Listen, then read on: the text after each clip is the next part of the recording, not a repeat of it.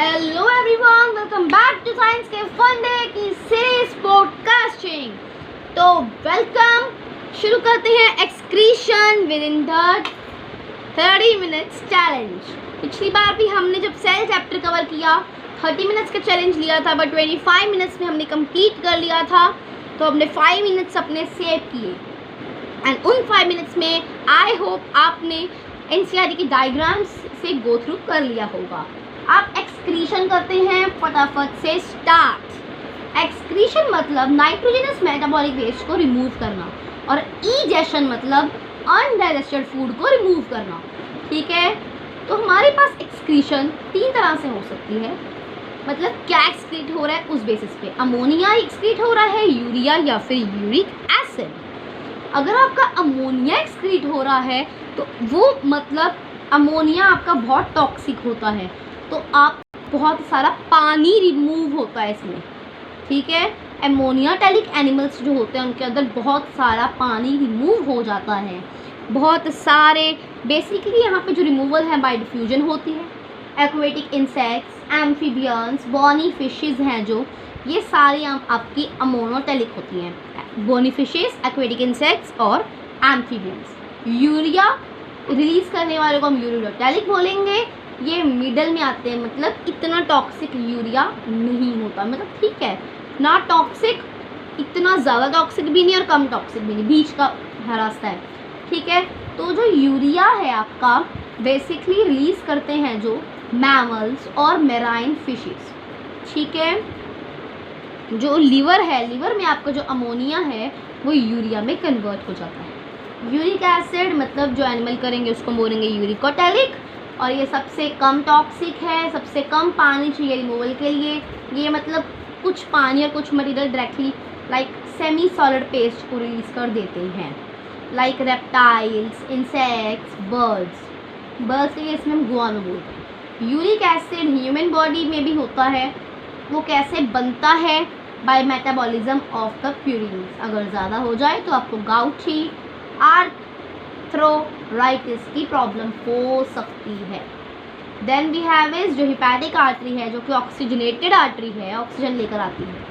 और hepatic portal vein liver में, liver की बात कर रहे हैं, जो कि डीऑक्सीडेटेड ब्लड लेकर आती है और रिच है न्यूट्रिएंट्स में।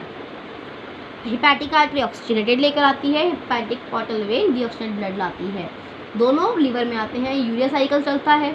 यूरिया साइकिल के बाद मैक्सिमम यूरिया आपका हिपैटिक वेन से बाहर भेज दिया जाता है।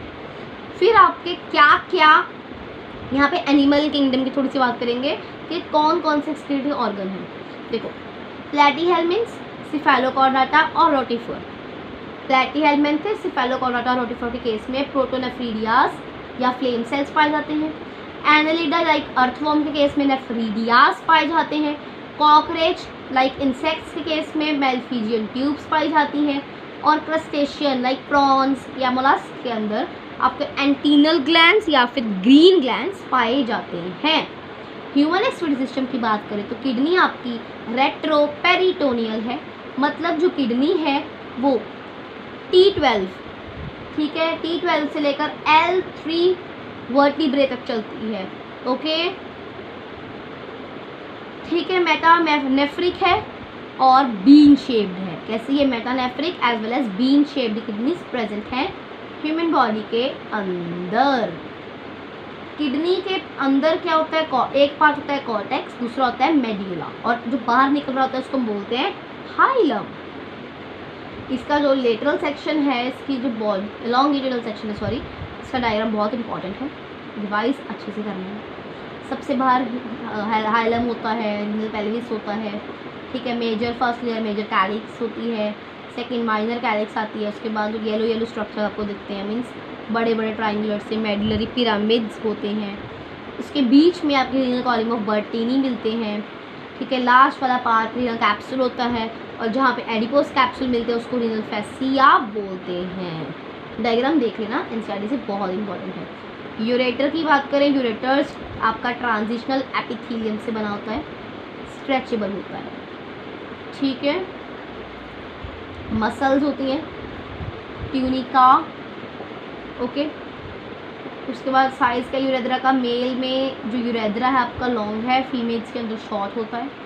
यूरिनरी ब्लैडर का केस करें तो इसके अंदर डिट्रूजर मसल्स पाई जाती हैं, डिट्रूसर मसल्स या डिस्ट्रक्चर बोलो, कैसे भी कुछ बोलो, ठीक है, ओके। फिर आपको पास आता है यूरिनरी ब्लैडर का स्ट्रक्चर, जिसके अंदर आपके पास स्पिंक्टर्स होते हैं। इंटरनल स्पिंक्टर आपका इनवॉलंटरी और एक्सटर्नल वाला वॉलंटरी होता है। नेफ्रॉन आपके एक किडनी के अंदर बहुत सारे, कम से कम मिलियन नेफ्रॉन तो मिल जाएगा। इसके दो पार्ट्स हैं, ग्लोमेरुलस और रीनल ट्यूब्यूल। ग्लोमेरुलस मतलब बहुत सारी कैपिलरीज हैं, tubule means like PCT, DCT, Henle loop, ascending descending, सही ट्यूब्यूल लूप्स, डक्ट्स आ जाती हैं वहाँ पे। कलेक्टिंग डक्ट आती है जो कि नेफ्रॉन का पार्ट ही नहीं है। फिर नेफ्रॉन का बहुत इंपॉर्टेंट डायग्राम आ जाता है। नेफ्रॉन का डायग्राम बनाओ, उसको आधे में से काट दो, मतलब पीसीटी जब शुरू होती है ना वहाँ से काट दो, और डीसीटी शुरू होती है जब वहाँ तक रख लो, मीन्स स्ट्रेट एक लाइन डालो और आधी कलेक्टिंग डक्ट के ऊपर, मतलब जहाँ पे असेंडिंग डिसेंडिंग लूप आती है ना, लूप ऑफ हेनले, ठीक है, वो पार्ट नीचे है, मतलब मेड्यूला में है, और बाकी glomerulus, Bowman capsule, cortex part में आता है। रीनल आर्टरी में आपका ऑक्सीजनेटेड ब्लड आता है और टॉक्सिक होती है वो, ठीक है। कॉर्टेक्स रीजन में क्या चल रहा होता है और मेड्यूलर रीजन में क्या चल रहा होता है। कॉर्टिकल नेफ्रॉन्स होते हैं और एक होते हैं juxta glomerular nephrons. Cortical nephrons के अंदर आपका मतलब लाइक वासा रेक्टा नहीं होती है, जक्स्ट्रा ग्लोमेरुलर नेफ्रॉन के अंदर वासा रेक्टा होती है। जक्स्ट्रा ग्लोमेरुलर नेफ्रॉन आपकी स्ट्रेस के केस में काम आती है और ये लॉन्गेस्ट लूप ऑफ हेनले है। इसके अंदर 15% आपका सिक्रीशन होती है और कॉर्टिकल के अंदर 85%। यूरिन कैसे फॉर्म होता है, पहले सबसे फर्स्ट स्टेप है ग्लोमेरुलर फिल्ट्रेशन या फिर अल्ट्रा फिल्ट्रेशन, जिसके अंदर बोमन कैप्सूल के अंदर काम चल रहा होता है, ठीक है। जो मतलब ग्लोमेरुलस का जो एंडोथेलियम है, ठीक है, बेस में मेम्ब्रेन है, वहाँ पे फिल्ट्रेशन स्लिट्स होती हैं, ठीक है, जिस एपिथेलियम ऑफ बोमन के अंदर जो कि फिल्ट्रेशन होती है। रीनल ब्लड फ्लो मतलब जो आपका कार्डियक आउटपुट होता है उसका 1/5 पार्ट है। कार्डियक आउटपुट कितना होता है हमारा 5 लीटर, 1/5 5 लीटर कितना आ गया 1 लीटर के करीब, मतलब 1100 से 1200 ml आपका रीनल ब्लड फ्लो होता है। और रीनल प्लाज्मा फ्लो कितना होता है अबाउट 600 से 700 ml। ग्लोमुलर फिल्ट्रेशन की बात कर रहे थे हम, उसके अंदर प्रेशर डिफरेंस होता है, नॉन सिलेक्टिव होता है, पैसिव होता है, ठीक है। जो ग्लोमुलर फिल्ट्रेशन के अंदर प्रेशर लगता है करीब 60 मिलीमीटर होता है, वो जो अपोज करेगा उसको अब देखो लगेगा तो 60 मिलीमीटर Hg, और अपोज करेगा blood colloidal osmotic pressure 30 millimetre लगता है। कैप्सुलरी हाइड्रोस्टैटिक प्रेशर 20 mmHg, ठीक है। EFP और NFP मतलब जो है आपका वो कितना होगा, ग्लोमुलर फिल्ट्रेशन वाले को माइनस करेंगे उसमें से ब्लड कोलॉइडल ऑस्मोटिक को और माइनस करेंगे कैप्सुलर को, तो हमारे पास 10 मिलीमीटर Hg बनेगा। अब यूरिन फॉर्मेशन कैसे हो रही है, जो ग्लोमुलर फिल्ट्रेट आपके पास आया जिसको हम डीप्रोटेनाइज्ड प्लाज्मा बोल सकते हैं, जिसके अंदर sodium, chloride, potassium, water, vitamin C, glucose, amino acids वगैरह हैं, ठीक है, वो आपका रिलीज़ होगा। अब यूरिन आपका 1.5 लीटर्स पर डे रिलीज हो जाता है। एक टाइम पे फिल्ट्रेट कितना बनता है, एक दिन में 125 ml पर मिनट बनता है, मतलब 180 लीटर एक दिन में बनता है, और उसमें से सिर्फ 1.5 या 2 लीटर निकलता है। सेकेंड स्टेप आता है ट्यूबुलर रीअब्जॉर्प्शन, जो 99% फिल्ट्रेट है पर रीअब्जॉर्ब हो जाता है, 1% सिर्फ बॉडी के बाहर जाता है। पीसीटी मैक्सिमम पीसीटी में रीअब्जॉर्प्शन होती है क्योंकि इसकी जो वॉल्स हैं परमिएबल हैं, एज वेल एज जो 70-80% फिल्ट्रेट है यही रीअब्जॉर्ब होगा, ठीक है। यहाँ पे क्यूबॉइडल और माइक्रोवेलाइज प्रेजेंट है, क्यूबॉइडल एपिथेलियम प्रेजेंट है, कौन सा ब्रश बॉर्डर। एक्टिव ट्रांसपोर्ट से ग्लूकोज और अमीनो एसिड और सोडियम आपका हो जाता है इसको रीअब्जॉर्ब, और पैसिव से 2/3 ऑफ वाटर एब्जॉर्ब हो जाता है, ठीक है। डीसीटी के अंदर जो कि आपका कॉर्टेक्स का पार्ट है वहाँ पे कंडीशनल रीअब्जॉर्प्शन होती है, मीन्स जो एल्डोस्टेरोन है, ADH है, PTH है। एल्डोस्टेरोन क्या करेगा, पानी और सोडियम की, ADH पानी की, PTH कैल्शियम की एब्जॉर्प्शन करेगा, ठीक है। कौन कौन से रीअब्जॉर्प्शन के टाइप्स के हैं, active and passive, done. Medulla के केस में जो हाइपरटोनिक सोल्यूशन होता है और कॉर्टेक्स के केस में आइसोटोनिक होता है। ट्यूबुलर सिक्रीशन के अंदर मेन काम है pH को मेंटेन करना और आयनिक बैलेंस बनाना। जो आपका यूरिन है वो 4 टाइम ज़्यादा कॉन्सेंट्रेटेड है ब्लड से। ब्लड आपका अगर 300 टाइम कॉन्सेंट्रेटेड है तो यूरिन क्या होगा 4 गुना, मतलब 1200 टाइम। कलेक्टिंग डक्ट का काम क्या है? कलेक्टिंग डक्ट के अंदर होती है डक्ट ऑफ बेलिनी, मतलब minor calyx, major calyx, renal pelvis ureter को पास करेगी। ठीक है, यूरेटर के पास गई, किडनी के थ्रू होती यूरेटर के पास जाएगी और यूरेटर से आपके बाहर यूरिनरी ब्लैडर से बाहर निकल जाएगी। उसके बाद आता है हमारे पास काउंटर करंट मैकेनिज्म और मेडुलरी इंटरस्टिशियम। ये कि थोड़ा मतलब सिमिलर है। क्या होता है? यूरिन का कॉन्सेंट्रेट होता है और मेडुलरी इंटरस्टिशियम में क्या होता है? एनेसेरम यूरिया होता है। यूरिन आपका कंसनट्रेट होगा, वासा रेक्टा से पास होएगा। ठीक है, यूरिया आपकी यूरिन को कॉन्सेंट्रेट करता है। ठीक है, जो लंबी लूप ऑफ हेनरी है, मतलब जो यूरिन कॉन्सेंट्रेशन लंबी ज़्यादा होएगी कॉन्सेंट्रेशन यूरिन की। ठीक है, लाइक ज़्यादा ज़्यादा कॉन्सेंट्रेशन बढ़ती रहेगी, अब्जॉर्प्शन भी होती रहेगी, प्रोटीन्स मिलता रहेगा, यूरिया साथ में जुड़ता रहेगा। किडनी के रेगुलेशन भी तो होनी है। अब कैसे होगी किडनी की रेगुलेशन?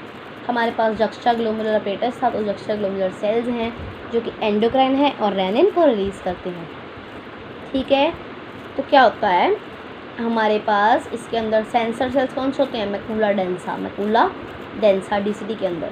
ठीक है, उसके ऊपर होते हैं लेसी सेल्स, फिर एफरेंट आर्ट्रियोल, ईफरेंट आर्ट्रियोल और glomerulus, RAAS, renin, angiotensinogen, aldosterone system full form अच्छे से लर्न करनी है। रेनिन, एंजियोटेंसिन जूनो, एंजिनो कैसे renin, angiotensinogen, aldosterone system. Right. It activates when glomerular filtrate rate is less, blood pressure is less, blood volume is less, and blood sodium in the blood is less. Angiotensinogen is converted into angiotensin 1 by renin, and ACE works on it. Now मतलब by lungs क्या होता है? Angiotensin 2 बनता है। Rennin ने angiotensinogen को angiotensin 1 बनाया और लंग्स में से ACE आया, उसने एंजियोटेंसिन 2 बना दिया।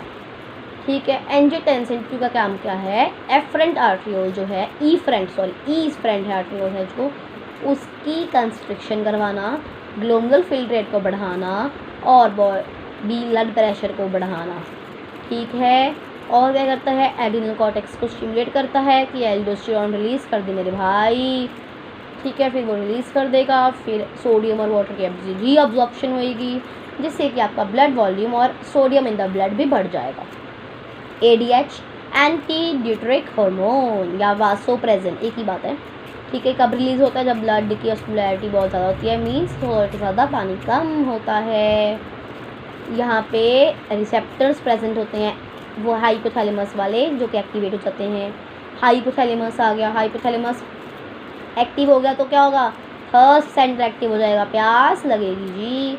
ADH रिलीज़ होगा तो न्यूरो हाइपोफिसिस रिलीज़ होगा, जिससे कि DCT के अंदर कंडीशनल रीएब्जॉर्प्शन होएगी। ठीक है, ADH के बाद होता है ANF एट्रियल नेट्रियूरेटिक फैक्टर। ये कब एक्टिवेट होता है? जब ब्लड प्रेशर ज़्यादा हो, ब्लड में पानी ज़्यादा हो, ब्लड में सोडियम ज़्यादा हो। इसका काम क्या है? वासोडाइलेशन करवाना। डायूरेसिस मतलब यूरिन में पानी का लॉस कम हो। नाइट्रियूरेसिस करवाना मतलब यूरिन के साथ सोडियम भी निकल जाए। जो ANF है आपका एंटागनिस्टिक है रास और ADH का, मतलब कि जो एंटी ADH है आपका वो कब रिलीज़ होता है? जब ब्लड की ऑस्मोलैरिटी ज़्यादा होती है। और रास कब होता है? जब ब्लड वॉल्यूम कम होता है। ठीक है, और ANF कब होता है? जब ये सारा कुछ ज़्यादा हुआ है ना, तो उल्टा है, तो एंटागनिस्टिक है। मिक्चुरेशन मीन्स यूरिन निकलना बाहर, वॉइडिंग ऑफ द यूरिन। देखो क्या होता है, आपके पास 2 स्पिंचर बताए थे मैंने आपको, होते हैं इंटरनल एक्सटर्नल। एक तो होता है स्ट्रेच रिसेप्टर ब्लैडर के अंदर, जो ब्लैडर के अंदर आपका यूरिन काफ़ी टाइम इकट्ठा होगा। ठीक है, वो बहुत कितना स्ट्रेच कर लेगा।